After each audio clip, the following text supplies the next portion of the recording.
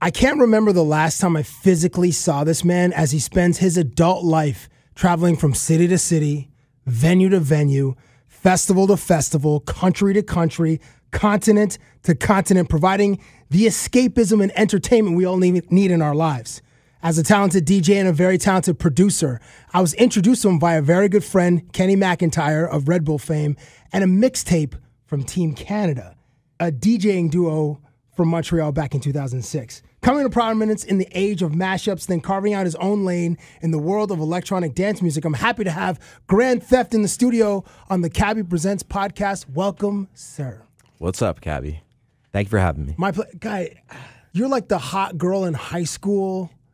I was in grade 9, and you were also in grade 9. And I had to chase you for like 5 years to get a date, and we're finally on a date, my dude. I'm honestly the worst. I should have come here long ago, but it's busy times, lots of crazy travel, and when I'm back, I'm rarely back for more than a day or two. You know, so that's part of your life. It's the life. It's what I signed up for. I met Majid and Jordan recently. Okay, cool.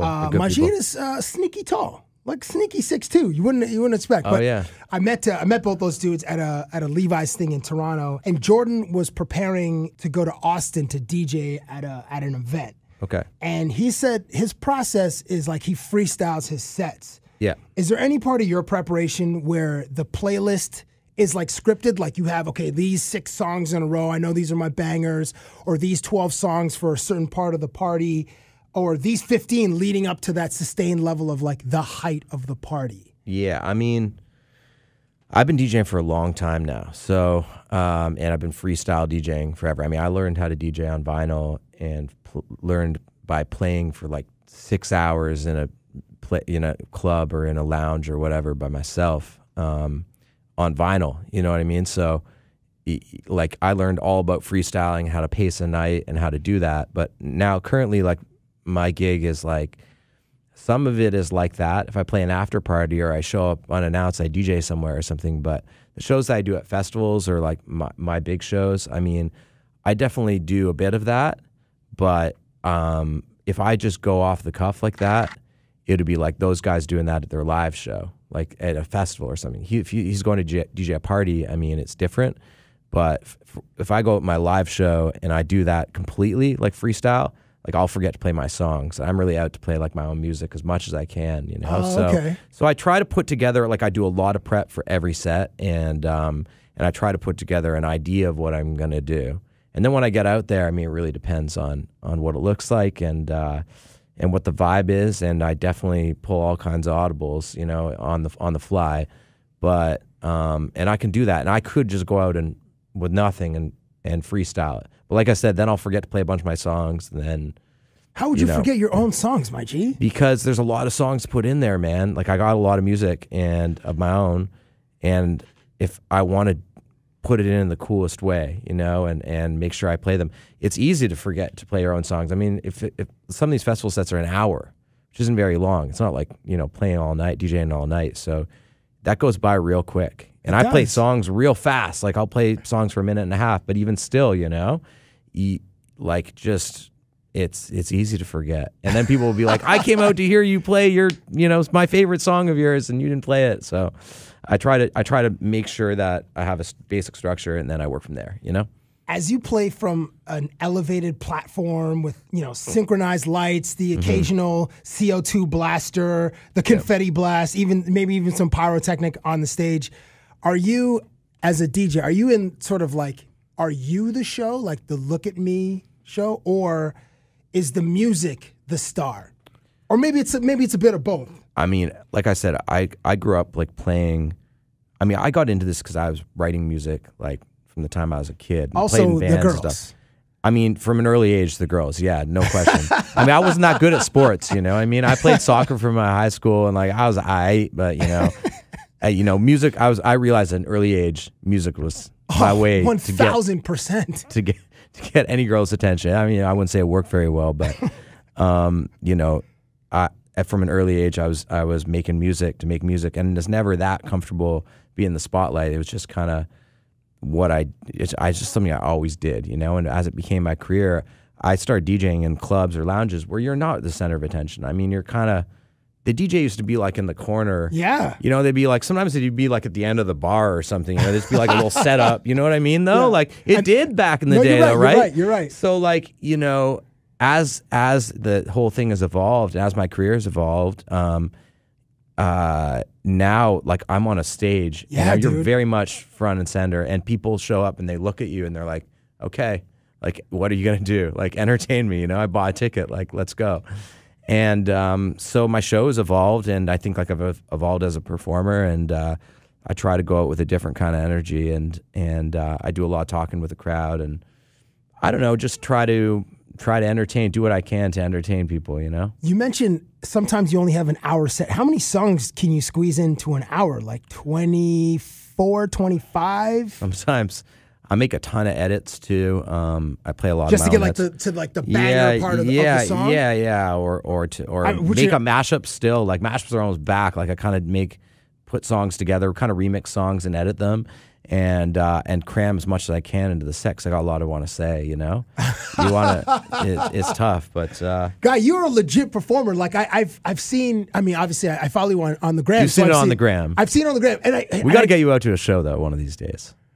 Listen, I'm later in this podcast, I want to tell a story of probably the greatest party I've ever been to, and you were the result of that. Wow, you're the main conduit of that. Wow. And I'm terrified of what. No, well, I don't know if maybe we've had this conversation, maybe we haven't had this conversation. At what point is like the height of a party? Say you're like, okay, you're at a gig in Helsinki or Austin or friggin' you're in Singapore or something. And like, okay, your night is 4 hours. It's like 11 to 3 or 12 to 4 or 10 to 2. Yeah. What is like the height of the party where you have to sustain that energy for like, I don't know, an hour while people are just hydrating themselves with tequila and bad decisions? That's when I'm playing. I'm very rarely playing not at the height of the party, and I'm not doing really the warm up and stuff these days. It's like, even at my own shows, it'd be like max 2 hours. 90 minutes is kind of optimal. Sometimes 2 hours, you know, at my own headline show in a venue. Never really more than that, ever. So are you coming in like you're LeBron James, like in the fourth quarter, or like Steph Curry? Like, you're just there's still an arc to it, you know. There's an arc to it, yeah. And I try to play. I mean, I have a lot of my music is real high energy, and then a lot of it is like pretty mellow. So I try to squeeze in some of that and kind of introduce it in a cool way in the venue to like kind of have those peaks and valleys to like, it just breaks it up a little bit too. But I mean, it's pretty high energy, man. It's pretty high energy. And it's like, yeah, I'm coming in pretty hot, and we're going. When you are playing, you're headlining shows and people are there to see you, are you playing music strictly for the girls or like a little bit for the dudes too? Because you know they're going to while out. Oh yeah, I mean it's a mix, and what is the mix? Give me like the percentage, like 80% for the ladies. It really depends on depends on where I am, and depends on what the crowd is like. Like, you know, if people are coming to give that energy, I mean, girls go just as hard as the guys, man. These festivals, like, even harder, man. Like at the festivals, there's like a rail, right? There's like a barrier. Okay, in front of the stage. There's a gap, and then there's a barrier. And I mean, the kids on that rail are just going ham. So I mean, all the way through. But typically, you know, it's full of girls, man. Like they're there and like just to go. Yeah, that's what I'm just saying. Just hard, you know. It's crazy. People are moshing sometimes at these shows. Like, it blows my mind. I'm like, I'm scared for them sometimes. Sometimes I'm like, don't hurt each other. It's like, I don't, you know. Sometimes you see girls in these mosh pits, and you're just like, damn. I mean, I wouldn't say the high energy stuff is any more for the guys than it is for the girls. Okay, fair point. Since everybody's there to have a great time, yeah, and the DJ is like the star of the party, and they want to be entertained, aren't all the crowds kind of the same? Or is there like is an American crowd different, like American festival crowd different than a Canadian crowd, or different than somewhere in Eastern Europe? Like, are there different crowds? Yeah, there are different crowds. Or they all kind of look the same to you, because there are thousands of people who are just looking at you, just ready to have a great time. Nobody's there screw-faced, like not trying to while out or whatnot. I mean, you never know. Sometimes, like, you never know. But I mean, we all have tough shows sometimes still. But I mean, typically it's pretty friendly out there. People are there to have a good time, and whether, you know, regardless of how they're looking at you when you get out there, you know, you got to remember people are all there to have a good time, no one goes out to party to have a bad time or to stay or you know, or like, you know, to be negative. So I don't know. I mean, it's different though. Like, even though the world of music and of entertainment is pretty homogenized by the internet, it's like, man, places are different, you know? They're different, my dude. Like, we're in Asia sometimes or all over Europe. Last summer, I spent almost the whole summer in Europe. And I've done a bit of touring in Europe, but like, not like last summer. I did like 25 shows, like 15, 16 festivals or something over there, all in Europe. So we're just over there almost the whole summer. And I mean, it's different. It's just totally different. The climate, even from country to country, is different. You go some countries, I mean, like there's a couple places like in Germany, for instance, and in Amsterdam, where the kids are going so hard. Like those are some of the places where you're like, it's almost scary how hard these people come out to go. Like, you're like, I'm scared to play anything that isn't like the hardest, like music that would honestly terrify you, you know? Like anything short of that, they're like not even really feeling it, you know? They're just out to like mosh, basically. And then there's other places where it's really not like that. Like, you know, I would say the climate, like the shows in the UK and Paris and certainly in Spain, it's just not quite like that. They're like, it's a little more bit chill, a little more mellow. I don't know, just more refined, just different, and they go off to different stuff. There's also some place over there where the climate is just a long history of house music, you know, or certain places like I play Berlin. It's like a lot more underground, and it's like I don't even have like a techno crowd there. Like, that's techno music is big there, but my crowd comes out will be into more of the rappy, beaty, cool or stuff that I do. I'm not trying to play anything that's like commercial really at all there. And then, you know, but then you go to China or somewhere and it's like the opposite, you know, they really want the commercial, they want the sing-along stuff. And different places in the States are different. You know, I played almost all the states. The other day, I tracked it to, I think I played everywhere but like 5 states, you know, and every state is I won't say every state is different, but the Midwest is different than playing in Miami, which is different again than playing in California. It's just the energy and how you bring is different. And there's also, I try to squeeze in like some regional music everywhere I go. So I try to think of something that they don't expect, that they know, that they don't expect other DJs to come in and play. You know what I mean? You mentioned Germany and I think you said Amsterdam, where they're going like so hard. Yeah. If a fight breaks out, do you ever stop the music? Yeah. You do? Yeah, you've done that before? Yeah. Oh, yeah. Or even if it just gets too crazy. Yeah, or if I feel like people are getting hurt or something, yeah. He's like, okay, guys, so what do you, like, are you out there like, okay, this is a public service announcement? Or in a venue or something, if people are fighting, yeah. I mean, yeah, I'll stop it for sure. Yeah, I mean, I'll address it. I mean, sometimes if you're in a venue, someone will tell you, like, there's a fight. If you don't see it or something, they're like, oh, you know, there's this thing going on, stop the music or something. But I've stopped it. If I see, like, a fight happening, like, on the dance floor that's, like, ruining the party, I'll stop it and just, like, I'll call them out. I'll be like, are you guys done? You know, like we're all trying to have fun here, and you guys, like, are you guys done? Do you yell at them, or do you say like that? Yeah. Are you guys done? Yeah. Like, are you done? Can we continue with this party? Are you guys like done being tough guys? Are you freaking yeah, done? Exactly. You know, freaking dancing to do. You know what I mean? I mean, that usually works. Like, honestly, because if 2 guys are like fighting in the club, like, I'm sure it's over something, but it's have to just like be a tough guy. You know the type to, like, you know, throw hands in the club. It's like usually like it's like, yeah, that's like some dumb. Yeah, like, usually it involves whiskey, tequila, vodka, and, you know, somebody's girl. Or somebody's girl, yeah, exactly. Or you looked at me funny, or you stepped in my shoes or something. Well, listen, but like, stepping on your shoes, like, that's... Okay, yeah, that's where you draw the line. You're but like, if you wear certain kicks at the party, you deserve to get them stepped on. Like, true, man. You got to know what you're doing. There's got to be, like, club shoes, and then, you know, your everyday fit where you're out... Exactly. Walking where you don't think they're gonna get scuffed. I'm wearing white sneakers right now, and I wouldn't. Oh yeah. I don't want to fight Cabbie. I'm not gonna step on those.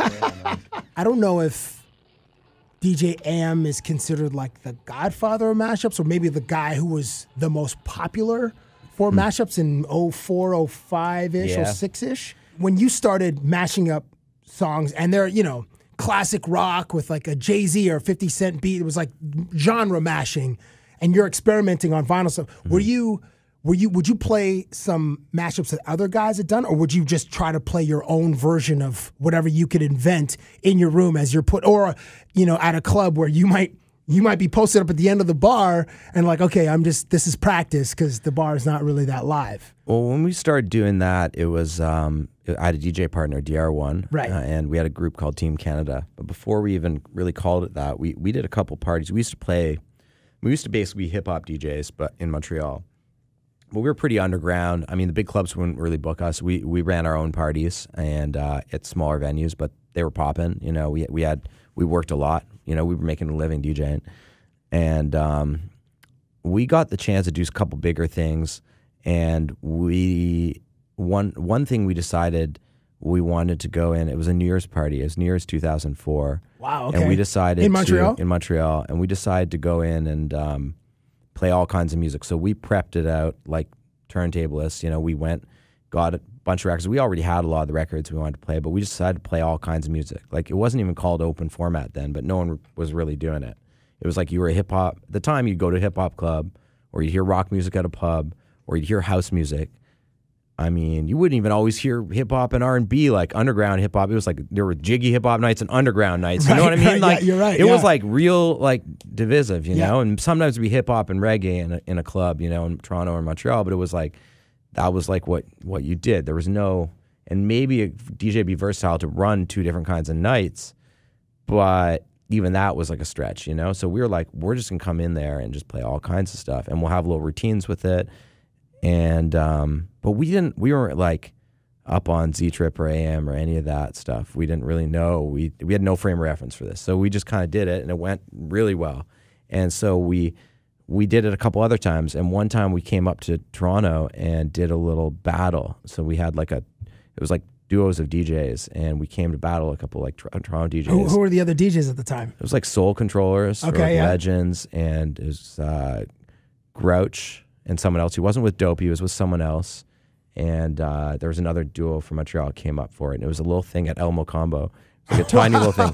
But so for those listening, El Mocambo was like this iconic venue on Spadina. It was Spadina in college, right? And it was upstairs. It was around since like the 50s or 60s. I feel like icons like the Rolling Stones had like partied there, or maybe that was the Comfort Zone just up the street, but it was kind of run down. Oh, yes, really run down. I mean, it was basically like a dance studio or something by day, and like so we came up to this spot, and we were like knew we were going to lose because we're going against Toronto DJs in Toronto, and we couldn't even get a gig up here at the time. So, and we decided to do that thing. We were like, well, we're already going to lose, and these guys are going to come with dub plates and like all this crazy stuff, and we're it is what it is, but we might as well like make our mark. It was a 4 turntable thing. So we came up with full routines, but all with like Led Zeppelin and Technotronic and Nirvana and like house music, like Daft Punk mixed with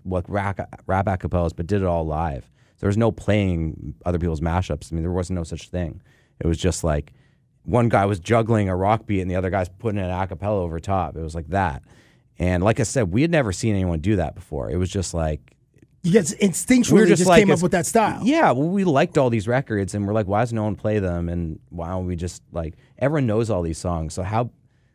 people might clown us, but, who cares? We're going to lose anyway, It's just, I think it's going to be fun. And we'd done it a couple of times, not to this level, where we had, a routine, basically. So we did that, and it was like a secret ballot, and we ended up winning this battle. I think we won $250 and a case of Red Bull or something. And we were top of the world. We were like, we're good. We've won DJing. We're good for life. We couldn't believe it. And we met the guys there. We met Brock and Lowe. From One Love T.O. From One Love T.O. They came up to us, introduced themselves, and they're like, yo, we're thinking about doing this party, and this is totally a vibe. We could maybe do something with this, whatever you guys just did, that was crazy.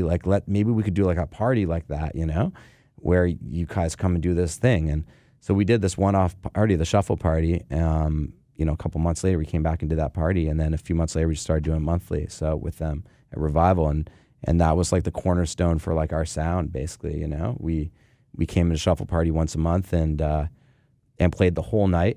all on vinyl. Yeah. And around that time, we started getting into Serato. Serato came out, so we could start to play digital files as well. But yeah, I mean, we were just doing live mashups, basically.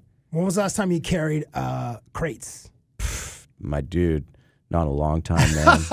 I mean, I used Like to before, I used like- to be stronger, man. Like I used to have to carry so many records. I used to even fly with them sometimes. And now, I mean, dude. Thank the Lord for technology. Yeah, thankfully. Although the biceps are. Oh, they're suffering, man. I'm so weak now. I'm so weak. I used to be able to carry that stuff, no problem. There's no way I could do it now. God, okay. So back in 2006, this is when mashups were becoming more popular. When you'd go to, but only certain DJs could play like a really strong set. And this guy we called Johnny Red Bull. His name was John Picklick. He worked for Red Bull in Winnipeg and Saskatchewan. Yeah. He's still the homie. He is still the homie. We call him Johnny Good Times now, but yeah. before we called him Johnny Red Bull. And he hit up my man D and I, my producer Dave Cricks. He's like, hey, I'm throwing a party on a random Monday. You guys want to come to Winnipeg? And we're like, yes, we do. Yeah. So actually, even before that, the way I was introduced to you is, and people in Canada, or people certainly on the West Coast, if you're watching this or you listen to this, there's a suburb of Vancouver called Surrey. And Surrey, everybody just on Surrey who's from Vancouver. But so one night, Kenny McIntyre picked us up from the airport or from our hotels in a limo, and then we went to Surrey. We went to a party, and in the limo, this is when we had CDs. Kenny's like, "We're playing." He handed Dave and I a Team Canada CD, which is just a bunch of you guys mashups. This is 06, so people were still printing music on CDs. I mean, people weren't even really we did our first one in 2004, and we were selling CDs like. It's crazy. I don't even know how. People were already downloading music and stuff. Like, people were already kind of over CDs, but we sold them for years, man. My dude, I got a healthy number of spins out of that CD. So we're like Team Canada, and it was like it just prepped us for the night. You weren't in Surrey, but it was an incredible night. But let me just rewind back to this night in Winnipeg. We get to the party.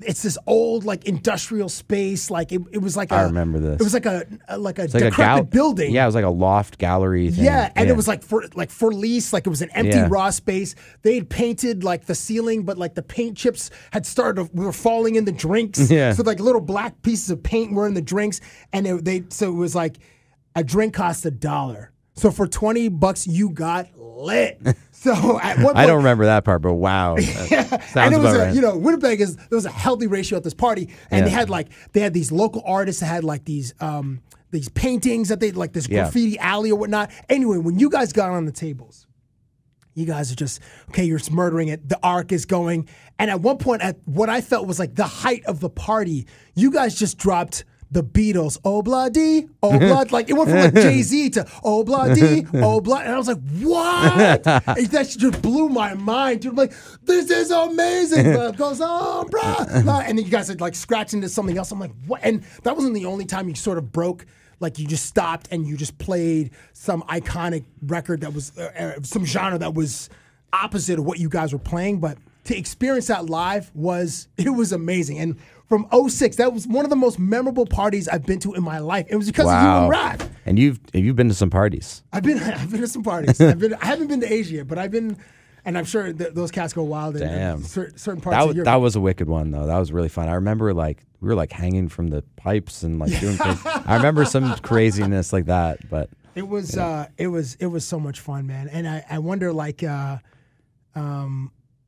I'm still talking about this party in 2000. This is 18. It's 12 years later. That's the one I remember. Damn, we old, man. Are we old? I mean, I don't feel it, but I mean, technically, we are definitely old. That was a long time ago. I suppose, yeah, technically. You spend your life on planes. Part of of your life on planes, just getting to festivals, headlining shows, whatever. Okay, so just doing a small creep on your IG. Yeah, good. Countries you've been to so far this year. Russia. Yeah, I did my first show in Russia earlier this year. Yeah, I'm gonna get back to that. England. Yeah, I did. I did England and Paris. Yeah, London and Paris. Yeah, France is on the list. Okay, yeah. And then the United States, you were at Ultra. Yeah, I did Ultra Miami. Yeah, but I did the entire U.S. This winter, I did my own tour, and then I did a tour with Steve Aoki, and between that I did 45 shows in 50 days or something. It was real intense, even for me. That is crazy. So. I covered all of the states, but then we did a few gigs in Europe and stuff. I don't even know how you find. Okay, so as you're traveling, though, and that's just like a small sampling of the first 6 months of your year. Yeah. What is your taste palette like? Because you're going to all these different places. Are you one of those dudes that are like, I'm just gonna have a steak and a Caesar salad, or are you adventurous with what you're eating? If you're going to Russia, which is the cuisine is much different than England, which. Yeah. Both those places are not that lit for food, but England is terrible food. France, a little bit better. Yeah, I mean, there's good food everywhere, but How's your palate? But France is sick though. I love Paris. It's great. I like. Now, are you eating like duck and rabbit and zanouille? When I'm very like when in Rome kind of person. So okay. So I'm definitely not like a steak and Caesar salad guy. Like I am if you're like at the keg, you know. Yeah. But when I'm abroad, I mean, sometimes I have a very short window of time in these places, so I try to like absorb the culture as much as I can, and one of the best ways to do that I find is to go and really dig in on some local food. You know, how are you gonna find it though? You're not Anthony Bourdain, God rest his soul. Yeah, rest in peace, man. But I mean, I learned a lot, and I was really inspired by him, as many of us were. But someone who got to travel like he did, you know, and real briefly in the same kind of way.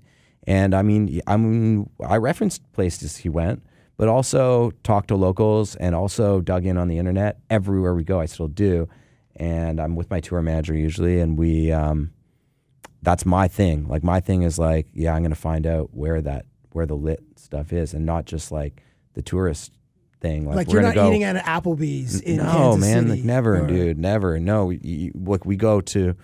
You know, if you're in the South, like, we find the lit barbecue spots, and but like the real dope, grimy ones, you know. We do that everywhere we go in the world, and I'm all about trying crazy things. Like I've eaten all kinds of crazy stuff. Give me an example. Give me like. I mean, just anything. Like that, what is the most? I don't know unique? what's crazy to you, but I mean, I've eaten.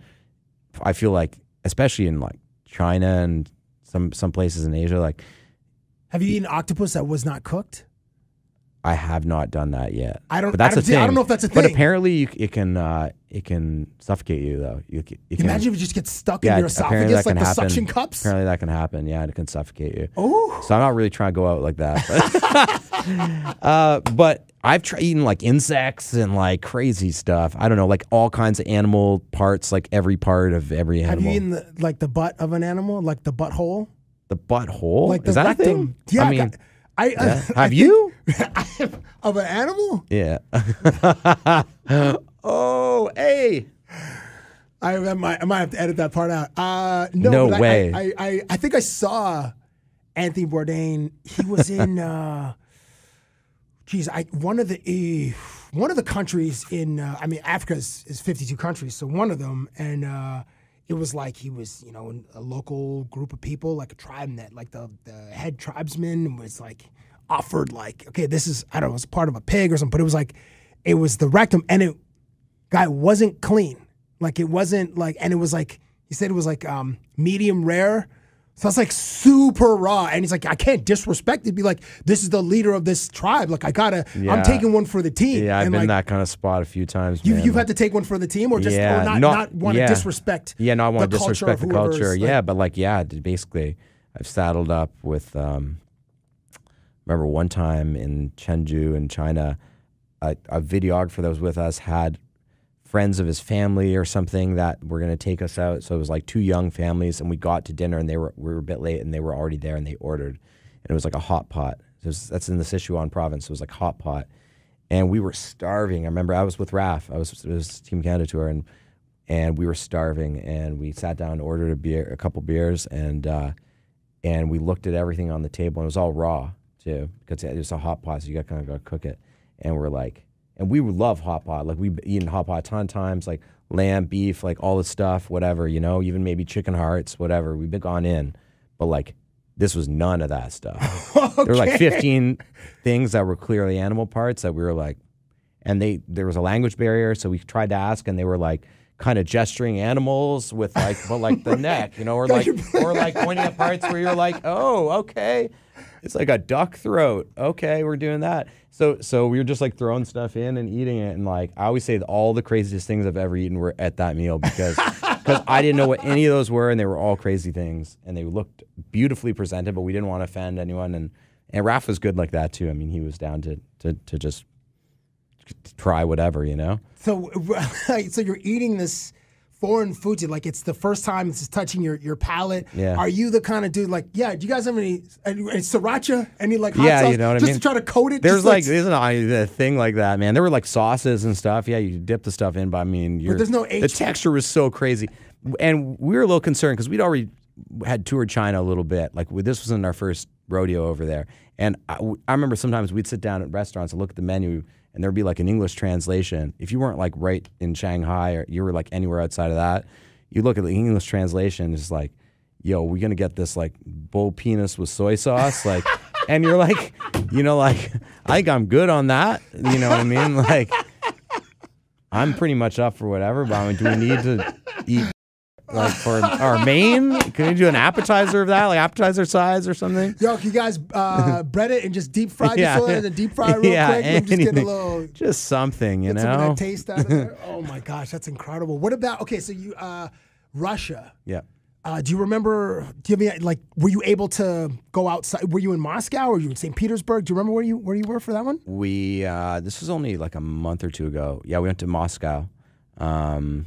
It sucks because we actually had 3 days. I think it was around the Paris trip or something. But I had arranged like a day before the show and a day after so we could really explore. And it sucked because our visas got messed up. Like, oh, no. Whoever applied for our visas, like the promoter or something, messed up. So it was only good the day of. So I actually had to change all our flights and only were allowed to go for the day. Oh, that And sucks. You don't want to mess around with these like Russian visas. No. It's like you don't want to mess around with Russia at there's anything, certain bro. countries you don't want to like, you know, get stuck in or try to like overstay your welcome. So we made the most of it and we did a lot of exploring. We just walked, man. We got there and dropped our stuff at the hotel at 4 p.m. and we walked for like 5 hours just all around the Kremlin and yeah, I mean all that area around there is just full of history and it's pretty cool to check out. But I mean, we didn't get the time that I would have liked. So. But I'll be back. Was that your first time there? That was my first time there. I've always wanted to go, so it was cool. It was one of the ones on the bucket list for sure. When you go to Russia, do you have a sense of like, okay, the crowd want techno or they want like the commercial kind of hip hop or the commercial like I don't want to offend you, say like the Calvin Harris sound or the Diplo sound. Like I'm not. Yeah. No. You're a purist, so and I kind of know a little bit about EDM, but not enough to have like a in-depth conversation about. But do you know what the sound, what the vibe of the party that they want, or do you just go like, okay, I'm bringing my experience, and I know that these guys are gonna fuck with it? I did a little recon. I saw a video of the party that I was playing. It was a monthly party or something. I saw a video of the last show that they had done, and I also had a friend of mine, Georgia. She had played this party like a couple months before, so I hit her up and asked her what it was like. And I mean, I could see from the video, it's just people were going nuts. So the kids just went crazy. I was actually terrified though, because when I went to go on, there was a long list of support acts. They had like 5 other acts on the bill, and I was headlining this party. It was my first time in Russia. But I had a lot of messages from people over the years and leading up to the show, like fans that were coming to the show, and fans were asking me to come to Russia. So I felt pretty good that like kids were going to know my stuff. But before I went on, this like one of the acts was the guy who played right before me was like this crazy Russian rapper, and he was like real big. Like I like looked him up, I was there, and everyone was singing every song, and they were like going crazy. I was like, oh man, this is nuts. Like, how am I even gonna go after this guy? Like, I don't even know how to speak Russian, so I don't know how to address these folks. So, but yeah, we got lit. It was actually awesome. It was actually really, really fun. The energy was crazy there. So. You mentioned touring with Steve Aoki, and I think I saw one of the photos on your IG. You guys like working out, or like Steve still. Yeah, it's his thing. It's his thing. That's his thing. He has like a boot camp kind of thing. He does. Yeah. For as much as you travel, and sometimes you don't get to experience great meals, you're just on the run. So you got to eat in the airport, eat like crappy food. Sucks. How do you maintain the physique? Guy, you're still a slim dude. You don't have a dad bod. I'd like to be in better shape. I try when I'm home. It's like easy to get into a rhythm of exercising and stuff, but it's hard on the road. And that was like a bunch of that was a bus tour, so it's different when you're flying every day. It's real hard. Like You can do the gym in the hotel, and I try to just do little workouts in my room. But I mean, if I'm doing shows every day, then at least I've got, like, my show is like an hour and a half of like fitness, basically. You know, it's like cardio. It's like crazy. I'm jumping around, standing on the table on the platform. I leave like real sweaty. It's like I find when I come home, or if I have a bunch of days off, and you're just like dead, and you're just like, you know, feeling super beat from everything. That's where I gotta, like, you know, I gotta work out all the time. But on that tour, it's crazy because Steve does this boot camp thing. Aoki does this boot camp where, but it's like really intense. Like, he basically brings a trainer with him on tour. It was a big tour, like lots of buses. We're doing huge venues. And so there's this trainer there, and we had other support acts and other staff on the tour, and tour managers and all this. There's a big staff on that tour. So he would do this boot camp with whoever would like sign up for it, and you could work out with the trainer like for every free. day or every other day. Pretty much every day, and then every day that he didn't have time to do it, the trainer would send out this list of stuff that you have to do. But it was so competitive that, like, if you like, you basically had to prove, you had a video of yourself proving you did it. You had to show up every day. Once you signed up for this boot camp, there was no days off. And if you did, there was like all these penalties. You had to like donate $100 to his foundation, or you had to like do something crazy. I like that there's a fine system. There's a fine system. Like, it was pretty funny. It was so hardcore that it was really daunting to start. But eventually, by the end, I did a couple workouts with them. I was doing some of the stuff like on the low with some of the other acts. We would get the things and we'd just go do the workouts and not even tell him that we were doing it, because we didn't want to be like. Some of the punishments were so crazy. Like, people had to do really embarrassing stuff, or like what?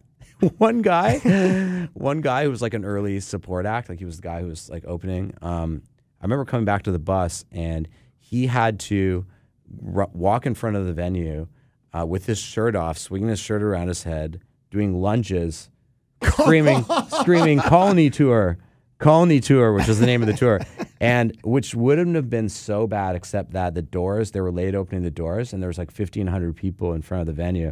So he was doing this, and I was like, oh, wow. He was a champ about it, but I was like, that is not me. I am not going out like that. So, that's hard to come back from. Yeah. Certainly, and like, if he is like a bigger dude, or if he had any kind of body issues, like, that's like that day he had to confront them. Because there's a bunch of girls out there just. It was wild. He owned it.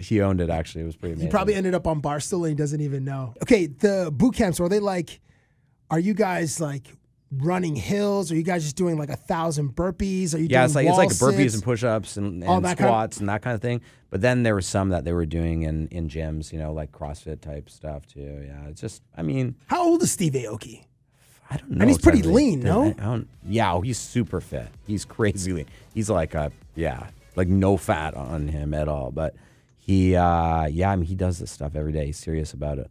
Have you ever? I'm not like that, man. I do it here and there, you know. But God, do you jump up, like, from some of your photos? Are you standing on the platform where your laptop and your decks are, or you, like, so you're an extra, I don't know, 3 or 4 feet higher than the already elevated platform? Like, are you, you know, when you're feeling like that groove and you just want to get people hype and you're pumping your arms, are you on top of the platform, or are you standing behind your setup? Sometimes up there, and I use the whole stage. I try to go up front and use it. I mean, you almost kind of like black out and just get in the zone of what's happening, you know? If they're giving you that, if they're giving you that energy, like, then it's just, I take that energy and hype it up further, and it's just kind of that symbiotic kind of like shared collective energy. And that's what's so dope about what I get to do in the live shows, because like dance music is so much about the crowd and about the collective energy, you know? So it's like, to be able to kind of shift that and mold it throughout your set is just, it's an awesome feeling. Have you ever considered incorporating like a gimmick or props in your performance? By that I mean, like, you know, Marshmello has like a helmet, and you know, Deadmau5 has a helmet, and Steve Aoki throws, or I don't know if he does anymore. Cake. Oh, he does. Yeah, still does like a full cake. Oh yeah, like 12 or 20 of them or something every show. It's what? Great. Not just a cake? No, like lots. There's this whole stack of cakes ready every show, and he throws them. every show. Oh my, people must love it. They just want to get smashed. I in got the face. nothing like that, man. I just come out and play my music, but you don't want to go like bandana. I mean, you go by the name of Grandtheft, like know. some kind of play on I know. a heist or a. I know. I could do that. Mixing the Mission Impossible soundtrack. You're hired. You're my new idea guy. I'm not mad at that. Yo, let's make this the Mission Impossible tour with Grandtheft. Yeah. You know, there's a Mission Impossible movie this summer. You know, whenever the next one comes out, we've got to do a collab with Paramount Pictures. Tom Cruise. You hired some local Tom Cruise dudes. I don't know. They got friggin' super soakers, or they got, they're attached to a harness. Did it? And the famous scene where they come down, where he repels from the ceiling. Did it? And they just grab a girl from the audience, and then no, you can't be stealing girls. That's it's crazy. Yeah. Or maybe they rappel down and they give like flowers or give like something to people in the audience. This is great. I'm not even on drugs. I'm sold. All these ideas are great. How do you feel about celebrity DJs? By that I mean, like, they're famous, but then like they're calling themselves DJs, like Shaquille O'Neal or Snoop Dogg or Russell Peters. Like, yeah, I'm a DJ. Even Jalen Rose, like, yeah, I DJ parties. Like, Shaq and Russell are both serious about it. I mean, they're pretty serious about it. Like, Russell, like, has always been a fan of scratching. I remember the first time I met him, was at the Junos or something some year, but like way back in Team Canada days. And he had our mixtape, and he was like, but he's like a scratch guy, like he cuts, and so's Shaq. Shaq cuts. Have you seen? I mean, swear you met to God, Shaq, man, right? I met Shaq. Yeah, it was actually pretty funny. I met him in Miami this ultra.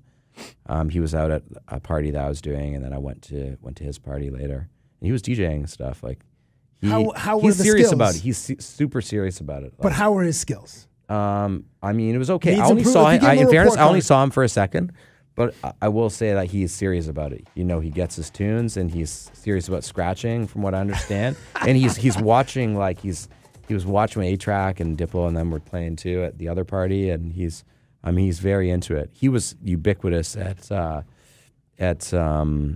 Miami Music Week this year. All around Ultra, he was at every party. That guy's a legend. He was at every party, man. You couldn't escape him. He was everywhere. When you saw him in real life, you're like, that guy is 6 inches taller and like 80 pounds bigger than I thought he was going. Enormous. Yeah, he's the largest human you'll ever see in real life. It is crazy, actually. It was really, really crazy. I just got picked with him and meet him at one of the shows I was doing there. How do you think he scratches with his hands are like twice the size of like regular human hands? You could just grab your skull and just crush it, and like just crush your whole body. Yeah, he could he's like Thanos and bringing the Avengers. Like, it's insane. It is insane. Like, I feel like, Aaron, you're being nice. In Shaquille O'Neal's assessment, or in your assessment. I mean, of a lot of Shaquille celebrity. Okay, so back to your question. A lot of celebrity DJs. I think like anyone that like cares about the craft and like is down with, is really about music and DJing. They don't have to be the best. Everyone has to start somewhere. If people come out to see them because they're, hosting a party or they're DJing it, I don't care. Like, I feel like a lot of DJs get really hurt about that. But I mean, maybe, I don't know. It's usually a reflection of, what, like when anyone's mad about anything, it's a reflection of where you're at yourself, or you're mad because people can go to that party instead of seeing you or something. But I don't really look at it like that. I mean, sure, people with more Instagram followers are going to do lots of things that you won't have the opportunity to do. That's cool, I guess. I mean, that's the world we live in. Like, it's annoying in general, but no more about DJing than anything else. Like, I mean, I feel like we live in a world where if someone has enough Instagram followers, they're going to be, the president of the United States. That's the world we live in right now. That's so you're true. You care about who's DJing at a club that I don't even probably want to go to anyway. It's like some celebrity DJ that can't DJ. Yeah. I mean, that's not going to be a very good party. In my experience, celebrity parties in general are not very good parties. When they're either the host or the DJ? What do you think? I mean, have you been to parties where like it's a celebrity host and it's like actually really a good time? Never. Yeah, I would say basically never. I've DJ'd a lot of them, some of them, and it's not usually a good time. People are there to take pictures of the celebrity or try to get them with them.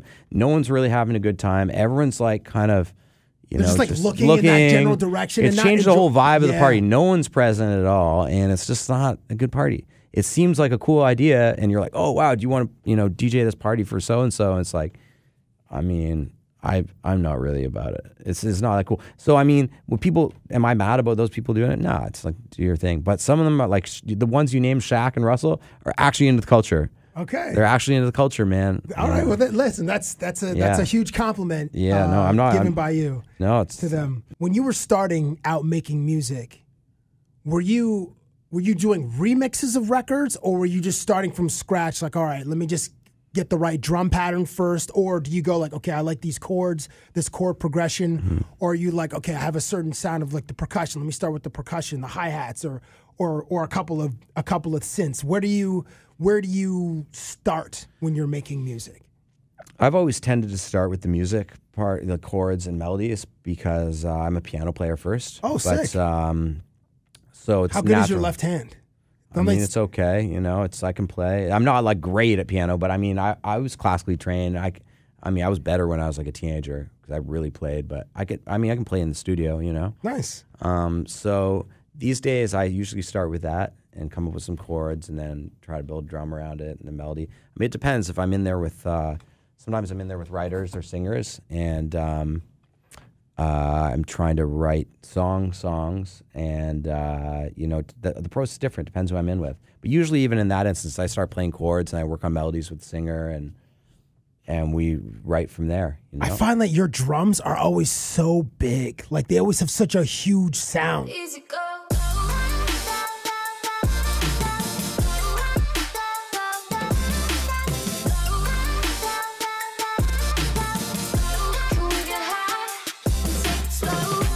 Drums are cracking. They are, and maybe that's just because you know people respond to it. Like when the bass line, when the drums drop, are up front. Yeah, I like to, that's I gets like to have people moving. You know what I mean? Yeah, like, I like to have the drums up front. It's also the rap head in me because, you know, like all the rap I used to always like had the drums up front. You know, whether it be Primo or Neptunes or Timbo, these are the guys who like inspired me, and their drums are just big, you know? At the time, like all in a different way, but like, you know, I do it in my way, you know, and with the technology I have now, and it's like real crazy. I can get those drums really cracking. I love what you did.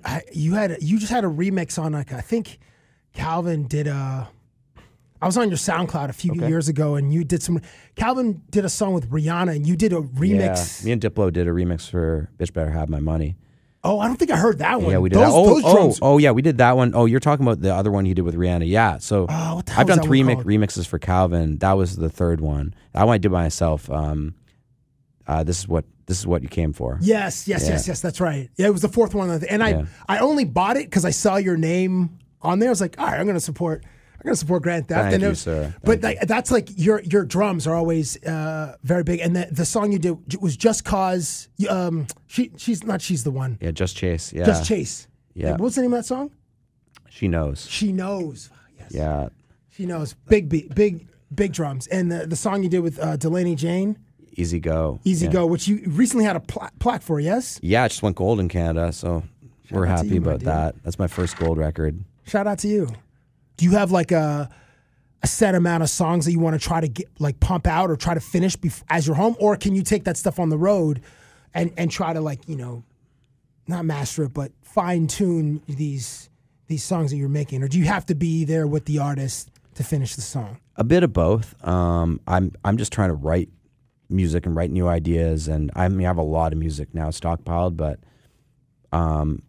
I'm just still, I've had a bit more sustained time to like really write, and it's always like a rush the last few years because I'm home for a couple of days. I'm trying to like finish a song I start so we can get it out, and we always have very structured, like me and my managers have very structured timeline for like, you know, finishing records and putting them out. But now I'm just kind of like throwing that to the wind because I just finally have time to like really get creative and like really dig in and find a new wave. And so I've been just writing music like, you know, before that winter tour, and now since that, I've just been going in and writing songs. So I have a bunch of new stuff. Couple turn up things, but a lot of like kind of real, I don't even know how to describe it, kind of wavy R&B kind of stuff. Did you do a song where it was just on the piano? And it was a female vocalist. So what song was that? It was Easy Go with Delaney. When you I guys did like an acoustic version. I did like an unplugged version. That's right. Yeah. Yeah, and we wanted. I didn't know you played the piano. That's when I was like, oh wow. Yeah, no one did really, except people who had been in the studio with me. So it was cool. It was a challenge because like I had to like remember how to do it, and I wrote that whole piano arrangement in the days leading up to it. And it was like, wow, I got to really remember it because it's one thing to play, mess about in the studio. It's another thing to go when you got a camera crew and you're like, okay, like do this. You know, I wasn't one take or anything like that. But, you know, I had to sit there and record in a real studio and record the piano. And it was like, yo, I don't want to suck. So I like practice, you know. I was like, oh, my God, I hadn't done that in so long. So when you mention when you're writing, are you writing lyrics? Are you writing choruses? Or are you just writing like the actual music in the arrangement of the song? In the past, I was going in and, I mean, with a beat and like, working on a concept maybe with a writer, and they were really writing this. The singer was really doing the whole thing, the vocal, you know, or I'd send it to someone and they would do something. And then it evolved into like all the sessions I've been doing for the last year or so. I've decided I want to go into these sessions with nothing. So I just go in and start playing. You know, we decide on a concept. I start playing some chords. How's that working? And we start working on melodies together. And it's evolved in the last like 6 months to where I'm writing a lot more lyrics and writing the songs with the people. Which is a common practice, right? The producer writing with the artist, even though I think it's just because I'm not like a natural singer, so I've always been kind of shy to do that or just tread into that. So it's not your voice on the reference track? Not really, no. Never really. I mean, a couple times I've done little backups and stuff, but not really. But now I'm sitting there and like coming with concepts and writing a lot of the lyrics of the songs, and especially when they're for my records, I want them to be personal, you know, and I want them to be songs about stuff that means something to me. So nice. Yeah, it's kind of, or, you know, and I just know the way that I want it to be, you know what I mean? Just like every other part of the song. So it's like this part that I don't have control over, and it's like nice to be able to put together a song from beginning to end. And it's cool. And I have some really great people that I like to write with, and I've learned a lot I've been lucky to write with some really great singers and writers, and I'm soaking up their process and stuff. So it's been educational and cool this year to like take that time to do that. Sold. I'm buying all of your music from now until infinity. You've always been a supporter, Cabbie. I appreciate it. Guy, like from that first party, I was like, I'm a fan. And like, and I've seen you subsequent time. Like I came to Montreal one random time. We stopped by your restaurant or your bar there. Oh yeah, the Blue Dog. And I'm pretty sure every time I've seen you, and I always do this, or I used to always do this to like Scratch, Bastard, and like Tom Rex, I'd always like, yo, give me some more Jay-Z. Oh, I need a Jay-Z guy. That's right. I need a Jay. And I know I bugged the hell out of like dozens of DJs, and I'm that annoying dude because no one really wants to be disturbed by anybody. No. They're like, let me play the party. I'm the professional. But then you have idiots like me or just like random girls. Could you play this? Like, I know I was more obnoxious than those people. But that's a good request. Set. That's a good request, though. Yeah, because there's so many bangers. But what do you think? We're gonna flip the interview around. So, what do you think about the last Jig album? With Jay-Z and Beyonce or 444? No, let's start with the one before that. 444. Yeah, 444. It was some grown-up music. I love with No ID. I liked the one producer and one artist. I thought that was cool. Yeah. And I really liked Marcy Me was my favorite song. Smile was nice. Like he was like he also shared more than he's ever shared. Obviously, like the infidelity and you know, and then about his mom, you know, finding love and stuff. And then I agree. I like how he closed the song with sort of a love letter to his kids, and then Kanye similarly, like a year later, did the same on his record. Had the kind of a love letter for his daughters. Was it Northwest and Surrey? Whatever his kids. Whatever his kids. I can't follow these things. And what'd you think of it?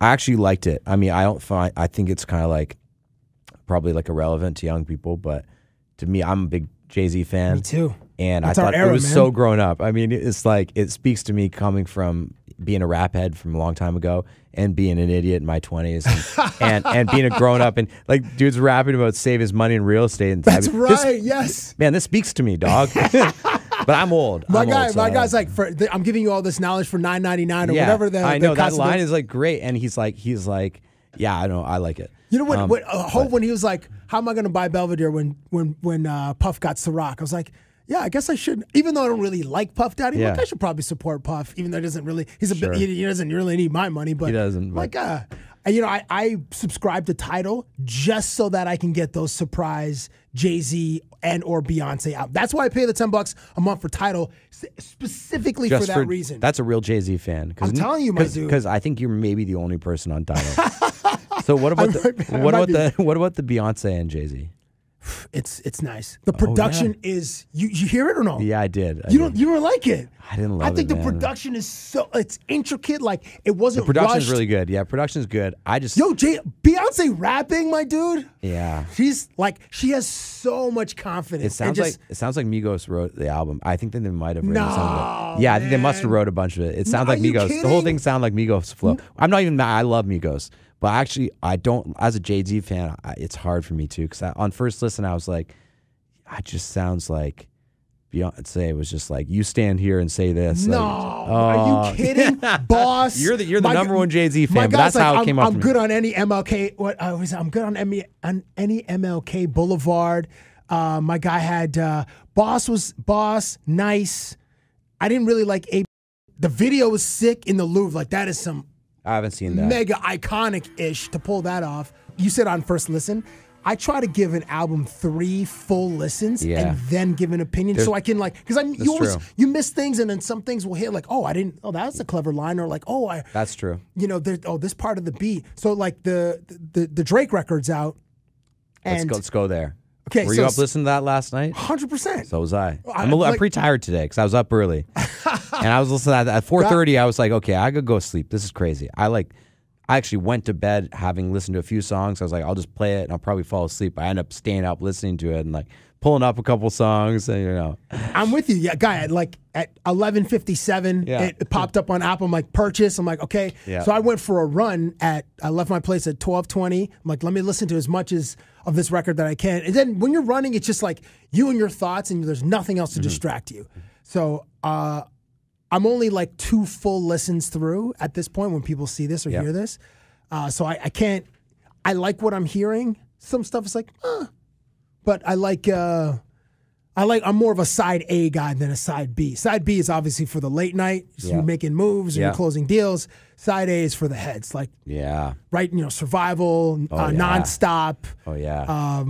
I actually think God's Plan is the best song on the record. And that's the first one we heard in January. It's definitely the biggest banger. Definitely the biggest banger. But there's some good ones on there though, man. But same thing. I also feel like I did about the Jay-Z stuff. I mean, Drake he just has good ways of putting things, and it speaks to me when it comes to so many different things. But I don't know. I like that. I like the album. I was prepared to be a bit disappointed. It's pretty long. You were prepared to be disappointed? Well, I always like his albums, but I just felt like he's in this crazy place, that whole Pusha battle, and it's like he never came back from that. And I was like, how's he going to address this? And this album has to be amazing, because I felt the same thing but differently about Kanye album. Like, this album has to be amazing because this guy's talking so much nonsense. Yeah. It's hard for me to like him right now. I'm a fan of his music, but he's always so annoying, and he's all-time annoying right now. And the album fell short for me. I thought it was cool. I thought that was cool. The Nas album was cool. The Cudi and the Pusha T and the Pusha T album was cool. It's all very much them. It sounded like it's very Kanye. Nas album was very Nas. Pusha's album was very Pusha. It was like good rap music. I mean, this is a great year for rap. Don't get me wrong. Yeah. But the only one of those 4 that I really was like, whoa, this is real fresh was the Cudi album. Was the Cudi album personally? But I'm also listening for different things. I just want to hear something that I haven't heard before. And it's also it's not like that Kanye album is just I don't know, man. It's his worst album to me. There's he's great albums. I mean, every album is. See, I didn't like Yeezus that much. I didn't even love Yeezus, but it was an important record, and it was you think it was so creative, record? so creative. It was so creative. My dude starts with On Sight, and it's it's the distortion, it's loud. It's creative though. It feels there was like a lot of things I'd never. Brain. Yeah, no, there's a lot of things I'd never heard before in Yeezus. True. I mean, but is that a good thing? I don't know. I mean, in a way, it's these guys gotta push the envelope, man. True, it's these are the gods of this music. like push the envelope. You know what I mean? Yeah, sure. You got to give people what they came for, but also Black Skinhead was legit. And wow, that was crazy. And what was the other one? The one I loved was Blood on the Leaves. Blood on the Leaves was an amazing record. It was huge. That was a banger. What when those drums come in with the horns and the drum, it was a huge announcement. That's it. Have you done an all hip hop show in a while? Yeah, I've done a bit of that and a bit of all house music too. Like just sometimes I'll just go out for an after party, or actually I'll just show up sometimes. I got friends playing in the city.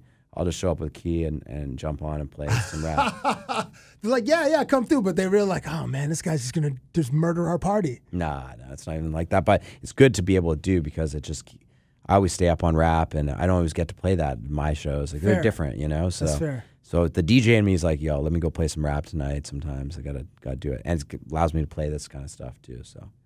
Well, listen, I got to get out to one of your shows soon. I don't know if I have the you miles do. to get to Singapore or... I'm playing Echo Beach on July 20th. Okay, in Toronto? Sure. That's not too far, right? No, not I think I could ride a bicycle to Echo Beach where I live.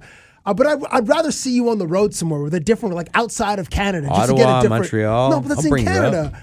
I got to go to like one of your U.S. joints or like just see you. Hey, it would be invited. sick to see you in Europe. Anywhere I'm at, you're invited.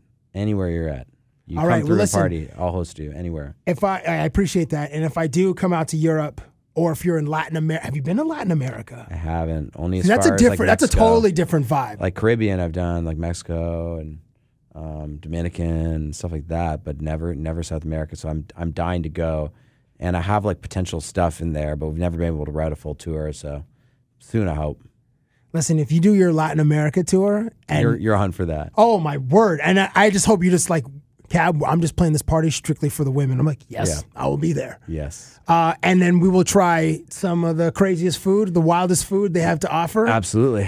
Make sure they deep fry it. I'm going to come with my own hot sauce just to make sure, just in case. Oh, damn. You're not playing.